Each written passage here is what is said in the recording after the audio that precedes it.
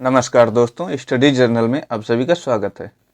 हम पढ़ने वाले हैं करंट अफेयर जो सभी कॉम्पिटिटिव एग्जाम्स के लिए बहुत ही महत्वपूर्ण है, जैसे यूपीएसआई, लेखपाल, यूपीपी, जूनियर असिस्टेंट आदि के लिए।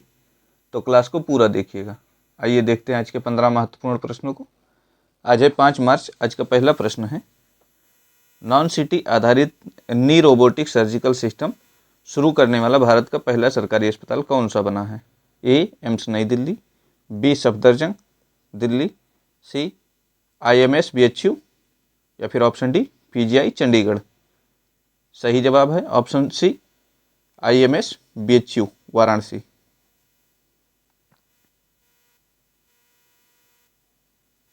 वाराणसी स्थित BHU के ट्रॉमा सेंटर ने घुटने के प्रत्यारोपण के लिए भारत की पहली नॉन सिटी आधारित रोबोटिक प्रणाली शुरू की है।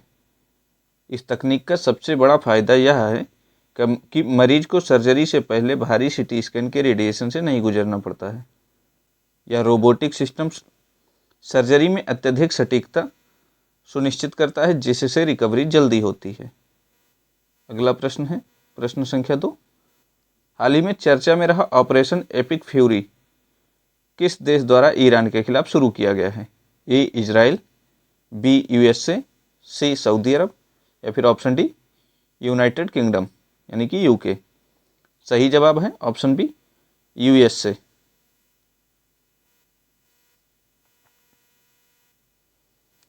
अमेरिका ने मध्य पूर्व में बढ़ते तनाव और अपने हितों की रक्षा के लिए ईरान के खिलाफ ऑपरेशन एपिक फ्यूरी शुरू किया है। इस सैन्य अभियान का उद्देश्य ईरान के प्रभाव को सीमित करना और उसके परमाणु या सैन्य ठिकानों पर दबाव बनाना है। यह हाल के वर्षों में अमेरिका द्वारा क्षेत्र में शुरू किए गए सबसे बड़े ऑपरेशनों में से एक है। अगला प्रश्न है प्रश्न संख्या 3। ऑपरेशन लायन रोअर हाल ही में किस देश के द्वारा ईरान के खिलाफ शुरू किया गया है? A France, B Bharat, C Israel या फिर ऑप्शन डी जॉर्डन। सही जवाब है ऑप्शन सी इजराइल। इजराइल ने अपनी सीमाओं की सुरक्षा और ईरानी समर्थित समूहों पर के हमला के जवाब में ऑपरेशन लायन रोअर की शुरुआत की है।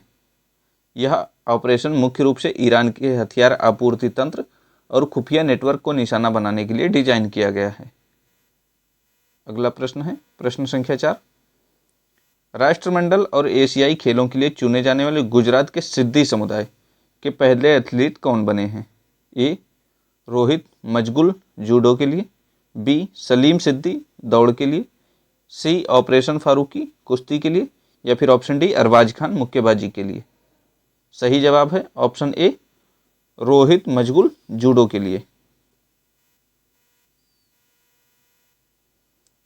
रोहित मजगुल जूडो में गुजरात के सिद्दी समुदाय का प्रतिनिधित्व करने वाले पहले खिलाड़ी बन गए हैं, जिन्होंने अंतर्राष्ट्रीय स्तर के बड़े खेलों यानी कि कॉमनवेल्थ और एशियन गेम्स के लिए चुना गया है।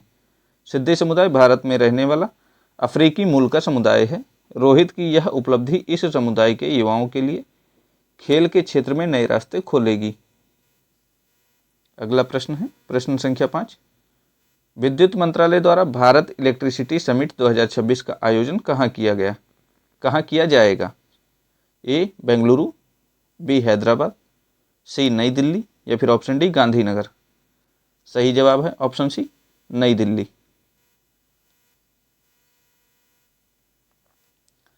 भारत सुरक्षा और भविष्य की बिजली जरूरतों को पर चर्चा करने के लिए नई दिल्ली में भारत इलेक्ट्रिसिटी समिट 2026 का आयोजन कर रहा है।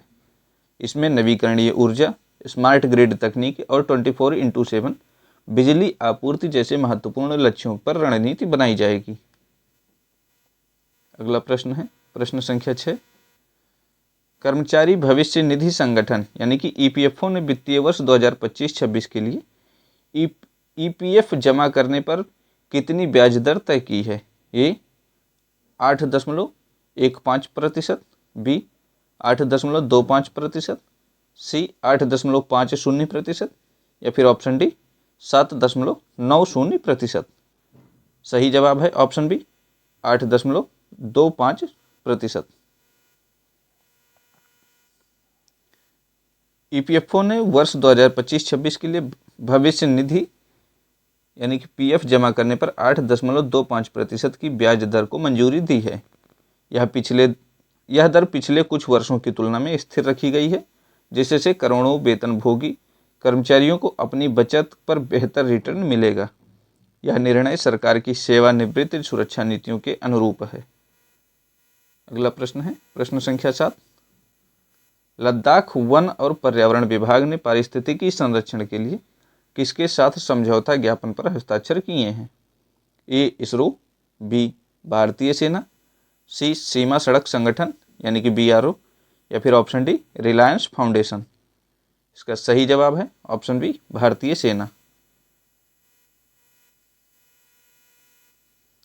लद्दाख के नाजुक पर्यावरण और वहाँ के राजसी प्रजातियों जैसे हिम तेंदुआ के संरक्षण के लिए लद्दाख प्रशासन और भारतीय सेना ने हाथ मिलाया है। सेना अपनी पहुंच और संसाधनों का उपयोग करके रिमोट इलाकों में पर्यावरण संरक्षण की निगरानी और वृक्षारोपण अभियानों में मदद करेगी। अगला प्रश्न है प्रश्न संख्या 8। अट्टुकल पोंगाला उत्सव मुख्य रूप से किस राज्य में मनाया जाता है? ए तमिलनाडु, बी केरल, सी आंध्र प्रदेश, या फिर ऑप्शन डी कर्नाटक। सही जवाब है ऑप्शन बी केरल।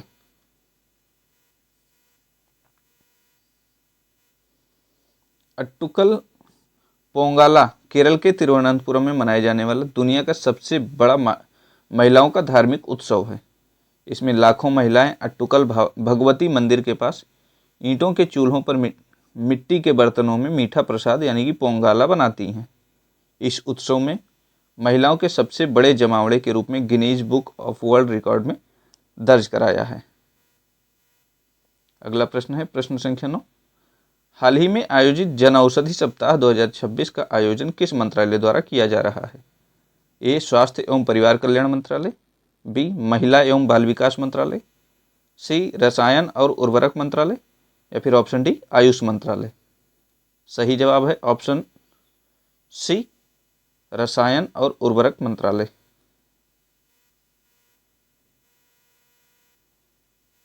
सस्ती और गुणवत्तापूर्ण जेनेरिक दवाओं के प्रति जागरूकता फैलाने के लिए रसायन और उर्वरक मंत्रालय प्रतिवर्ष जन औषधि सप्ताह मनाता है। इसका उद्देश्य प्रधानमंत्री भारतीय जन औषधि केंद्रों के माध्यम से आम जनता को कम कीमत पर दवाइयाँ उपलब्ध कराने की योजना को बढ़ावा देना है। अगला प्रश्न है प्रश्न संख्या 10। नई दिल्ली में आयोजित होने वाले 11वें रायसीना डायलॉग 2026 के मुख्य अतिथि अलेक्जेंडर स्टब किस देश के राष्ट्रपति हैं? ए स्वीडन, बी नॉर्वे, सी फिनलैंड, या फिर ऑप्शन डी एस्टोनिया। सही जवाब है ऑप्शन सी फिनलैंड। फिनलैंड के राष्ट्रपति अलेक्जेंडर स्टब रायसीना डायलॉग के 11वें संस्करण के मुख्य अतिथि होंगे। रायसीना डायलॉग भारत का एक प्रमुख अंतर्राष्ट्रीय भू राजनीतिक मंच है। अलेक्जेंडर स्टब की उपस्थिति भारत और नॉर्डिक देशों के बीच बढ़ते सहयोग को दर्शाती है। अगला प्रश्न है प्रश्न संख्या 11।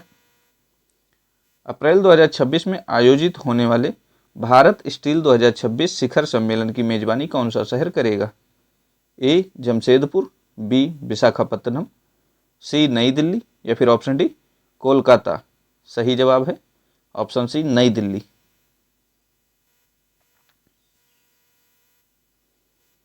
इस्पात मंत्रालय के सहयोग से नई दिल्ली में आयोजित होने वाला यह सम्मेलन भारतीय स्टील उद्योग के भविष्य और वैश्विक निर्यात क्षमता पर केंद्रित होगा।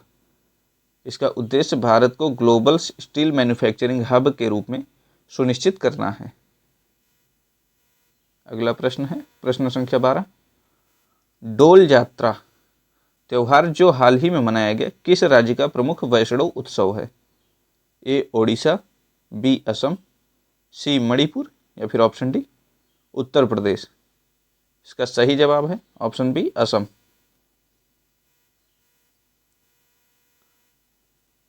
डोल यात्रा असम के सबसे जीवंत वैष्णव महोत्सव त्योहारों में से एक है, जिसे होली के साथ मनाया जाता है।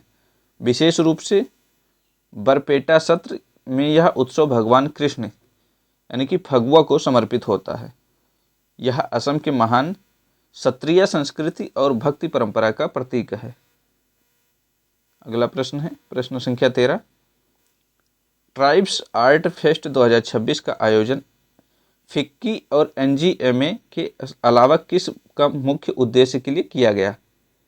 ए, जनजातीय पर्यटन को बढ़ावा देना, बी, जनजातीय कला और संरक्षण का एवं बाजार विकास करना, सी, जनजातीय भाषाओं का लेखन, या फिर ऑप्शन डी, जनजातीय खेलों का संवर्धन।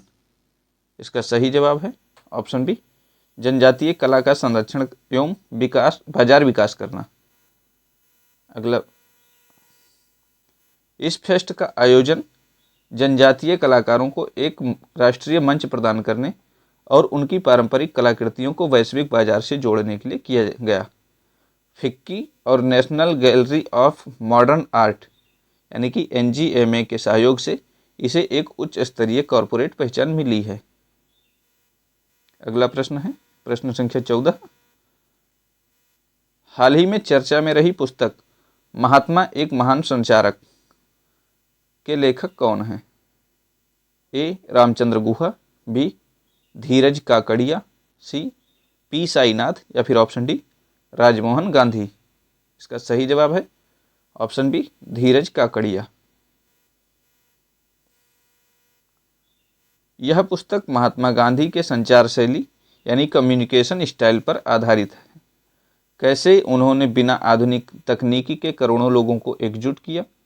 लेखक धीरज काकड़िया ने गांधी जी के सार्वजनिक भाषणों और उनके लेखों के प्रभाव का विस्तृत विश्लेषण किया है। आज का अंतिम प्रश्न है प्रश्न संख्या 15। प्रधानमंत्री नरेंद्र मोदी ने किस प्लेटफॉर्म पर 3 करोड़ यानी कि 30 मिलियन सब्सक्राइबर का आंकड़ा पार कर विश्व रिकॉर्ड बनाया है? ए, फेसबुक, बी, इंस्टाग्राम, सी, यूट्यूब, या फिर ऑप्शन डी, एक्स यानी कि ट्विटर। इसका सही जवाब है ऑप्शन सी, यूट्यूब।